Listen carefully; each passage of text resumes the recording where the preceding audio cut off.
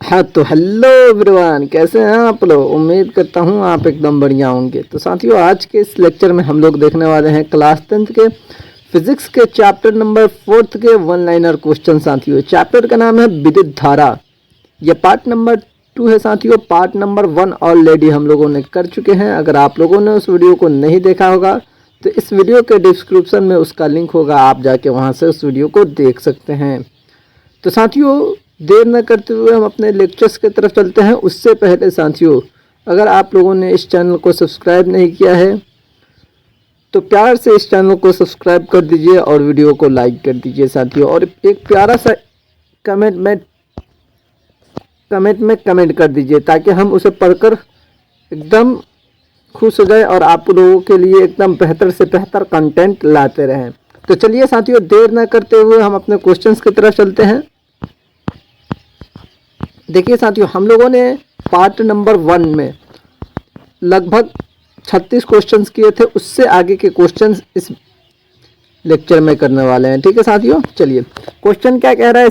37 number यानी कि इस वीडियो का ये पार्ट नंबर 2 है। उसका फर्स्ट नंबर क्वेश्चन क्या कह रहा है, विद्युत बल्ब में धातु तार कौन सा होता है। ठीक है, विद्युत बल्ब में जो धातु का तार होता है वो कौन सा, किसका बना होता है। ठीक है, तो वो होता है टंगस्टन का बना हुआ रहता है। ठीक है साथियों, ये आप याद रखिएगा। विद्युत बल्ब आप देखते हैं ना, वो रेड कलर का 100 वाट का बल्ब होता है, उसमें जो तार रहता है ना वो टंगस्टन का बना रहता है, जिससे वो जलता है। ठीक है, चलिए अगला क्वेश्चन है 38 नंबर कह रहा है कि टंगस्टन का गलनांक कितना होता है। तो उसका गलनांक होता है लगभग कितना, 3380। ठीक है साथियों, चलिए अगला क्वेश्चन कह रहा है कि टंगस्टन के चारों ओर किस गैस का उपयोग होता है। तो ये आप बहुत ही ज़्यादा इम्पोर्टेंट है।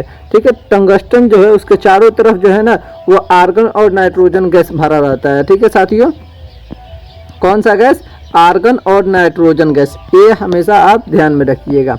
चलिए नेक्स्ट क्वेश्चन की तरफ चलते हैं साथियों। नेक्स्ट आपका 40 नंबर क्वेश्चन क्या कह रहा है, देख लेते हैं। कह रहा है कि विद्युत ऊर्जा का एसआई इकाई क्या है।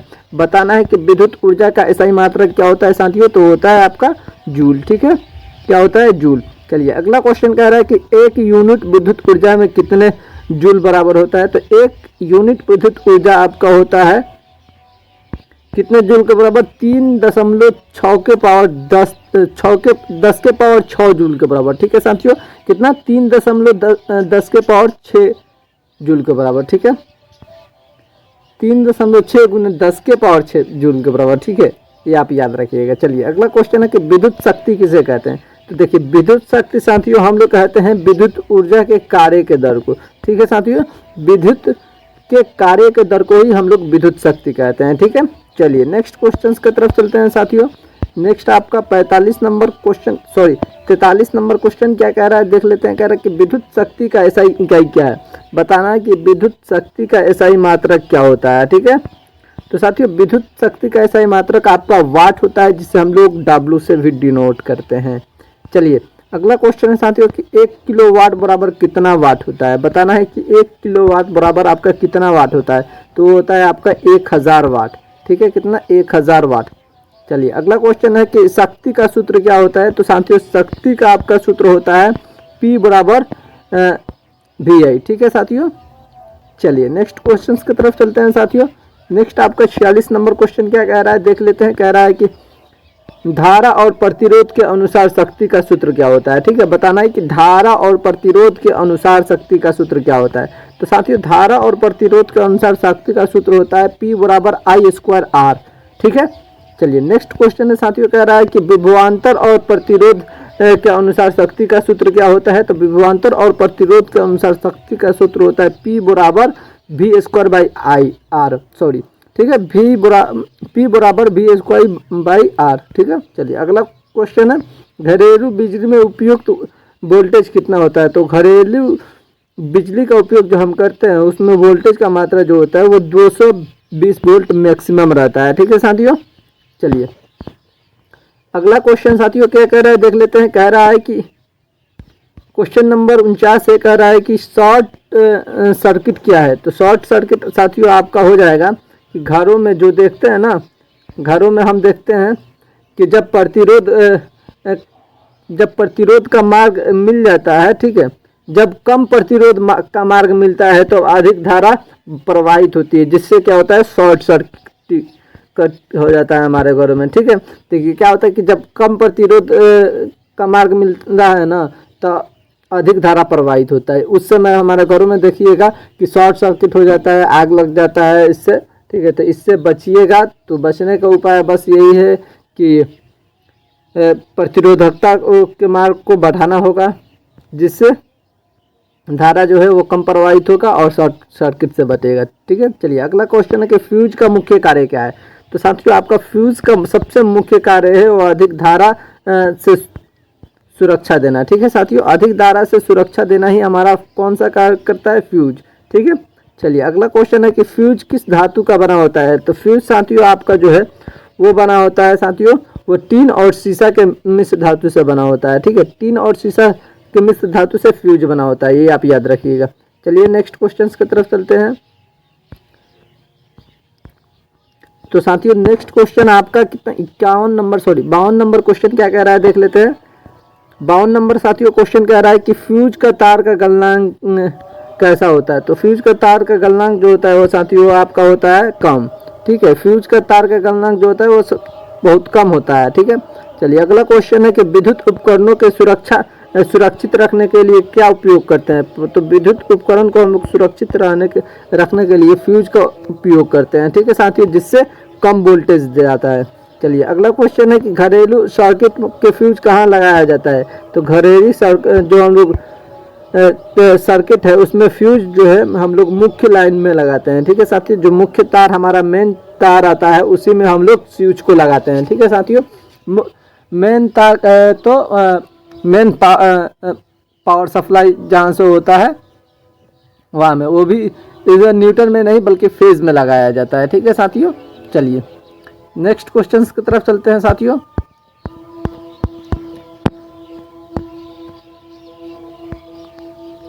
चलिए साथियों नेक्स्ट आपका 55 नंबर क्वेश्चन क्या कह रहा है, देख लेते हैं। कह रहा है कि विद्युत परिपथ के ओवरलोड कैसे बचाते हैं। विद्युत परिपथ को ओवरलोड से हम कैसे बचाते हैं। ठीक है, देखिए जैसे कि विद्युत परिपथ है, उस कोई किसी तार का क्षमता कम है, उससे अधिक के हम लोग उससे काम लेने लगते हैं, तो उसको बचाने के लिए हम लोग को क्या करना पड़ेगा, तो फ्यूज या पीसीएम का उपयोग करना पड़ेगा। किसका, फ्यूज या पीसीएम करके एक उपकरण होता है, उसका उपयोग करना पड़ेगा। ठीक है साथियों, चलिए अगला क्वेश्चन है कि पीसीएम का पूरा नाम क्या है। तो पीसीएम का पूरा नाम साथियों होता है मिनिएचर सर्किट ब्रेकर। ठीक है साथियों, क्या होता है, मिनिएचर सर्किट ब्रेकर, एमसीबी का पूरा नाम होता है। ठीक है, चलिए अगला क्वेश्चन है कि ओवरलोडिंग क्या है।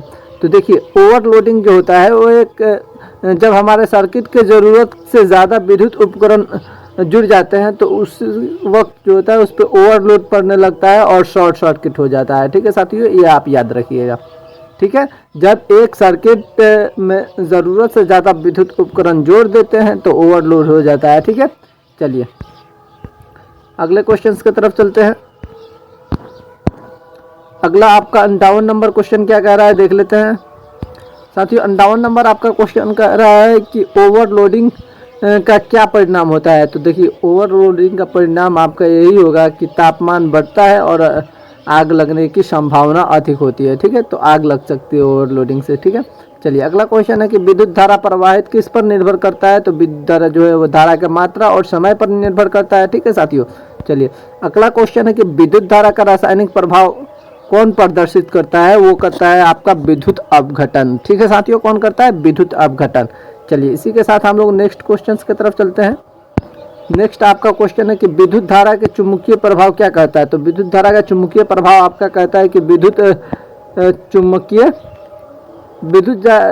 क्या कहलाता है, तो वो विद्युत चुंबकीय प्रभाव कहलाता है। ठीक है, विद्युत धारा के चुंबकीय प्रभाव विद्युत चुंबकीय प्रभाव कहलाता है। ठीक है, चलिए अगला क्वेश्चन है कि विद्युत बल किस सिद्धांत पर कार्य करता है। तो वो करता है विद्युत उष्मीय प्रभाव पर। ठीक है, चलिए अगला क्वेश्चन है कि विद्युत ऊष्मा का सूत्र क्या होता है। तो विद्युत ऊष्मा का सूत्र होता है हीट बराबर IRT। ठीक है साथियों, चलिए अगला क्वेश्चन है साथियों। नेक्स्ट क्वेश्चन क्या कह रहा है, देख लेते हैं। कह रहा है कि ऊष्मा ऊर्जा का ऐसा ही मात्रक क्या होता है। तो साथियों उसका ऐसा ही मात्रक जूल होता है। ठीक है, ऊष्मा ऊर्जा का ऐसा ही मात्रक जूल होता है, ये आप याद रखिएगा। चलिए अगला क्वेश्चन है साथियों, कह रहा है कि जूल का नियम क्या है, तो जूल का नियम कहता है कि उत्पाद ऊष्मा का धारा के वर्ग का प्रतिरोध और समय के व्युत्क्रमानुपाती होता है। ठीक है साथियों, यही आपका जूल का नियम कहता है। ठीक है, चलिए अगले क्वेश्चन की तरफ चलते हैं। अगला क्वेश्चन कह रहा है कि रियोस्टेट किसके लिए उपयोग होता है, तो रियोस्टेट जो होता है वो धारा को नियंत्रित करने के लिए हम लोग उपयोग करते हैं। ये चीज़ आप ध्यान में रखिएगा। ठीक है, चलिए नेक्स्ट क्वेश्चन की तरफ चलते हैं साथियों। नेक्स्ट आपका 67 नंबर क्वेश्चन क्या कह रहा है देख लेते हैं। कह रहा है कि रियोस्टेट का दूसरा नाम क्या है, तो रियोस्टेट का दूसरा नाम धारा परिवर्तन है। ठीक है, या परिवर्तन प्रतिरोध है। ठीक है, चलिए अगला क्वेश्चन है कि विद्युत धारा की दिशा किससे तय होती है, तो साथियों विद्युत धारा की दिशा धन और से ऋण की ओर प्रवाहित होती है। ठीक है, तो धन आवेश से प्रवाहित की दिशा से। ठीक है, चलिए अगला क्वेश्चन है कि वास्तविक धारा की दिशा क्या होती है, तो वास्तविक धारा की दिशा क्या होती है ये पूछ रहा है। ठीक है, तो वास्तविक धारा की दिशा साथियों होता है ऋण आवेश के इलेक्ट्रॉन की प्रवाह की दिशा। ठीक है, चलिए अगले क्वेश्चन की तरफ चलते हैं। अगला आपका 70 नंबर क्वेश्चन क्या कह रहा है देख लेते हैं। कह रहा है कि परंपरागत धारा की दिशा क्या मानी जाती है, तो साथियों परंपरागत धारा की दिशा धन आवेश की ओर प्रवाहित की दिशा मानी जाती है। चलिए अगला क्वेश्चन है कि डीसी का पूरा नाम क्या है, तो डीसी का डायरेक्ट करंट नाम होता है। ठीक है, चलिए अगला क्वेश्चन है एसी का पूरा नाम क्या है, तो अल्टरनेटिव करंट होता है। ठीक है साथियों, आगे क्वेश्चन पूछेगा कि हमारे घरों में कौन सा उपयोग किया जाता है, डीसी या एसी का उपयोग किया जाता है। ठीक है, या किसका प्रतिरोध ज़्यादा होता है, किसका प्रतिरोध कम होता है, ये सब आगे आपको पढ़ने को मिलेगा। ठीक है, चलिए साथियों आज के लिए बस इतना ही रहने देते हैं, फिर मिलेंगे नेक्स्ट वीडियो में, नेक्स्ट वीडियो में इससे आगे के क्वेश्चन के साथ। तो बस आज के लिए इतना ही रहने देते हैं, तब तक के लिए साथियों आप इतना ही देखिए और आप बढ़िया से सभी को पिछले जितने क्वेश्चन कराए हैं, जितने वीडियो हुआ है इस वन लाइनर का, आप सभी वीडियो देख जाइए और सभी क्वेश्चन याद कर जाइए। ये सभी क्वेश्चन आपके लिए बहुत ही महत्वपूर्ण है, आपके एग्ज़ाम में बहुत ही ज़्यादा सहयोग करेंगे साथियों। तो बस आज के लिए इतना ही रहने देते हैं, और अगर आप लोगों ने चैनल को सब्सक्राइब नहीं किया होगा तो चैनल को सब्सक्राइब कर लीजिए और वीडियो को लाइक कर दीजिए। अगर आप PDF लेना चाहते हैं तो हमारे इसे क्या बोलते हैं ग्रुप में जुड़ सकते हैं, यहाँ पे आपको PDF प्रोवाइड करा दी जाएगी, हालांकि कराई भी जाती है। ठीक है, चलिए बस आज के लिए इतना ही, फिर मिलते हैं नेक्स्ट वीडियो में, तब तक के लिए जय हिंद, बाय बाय।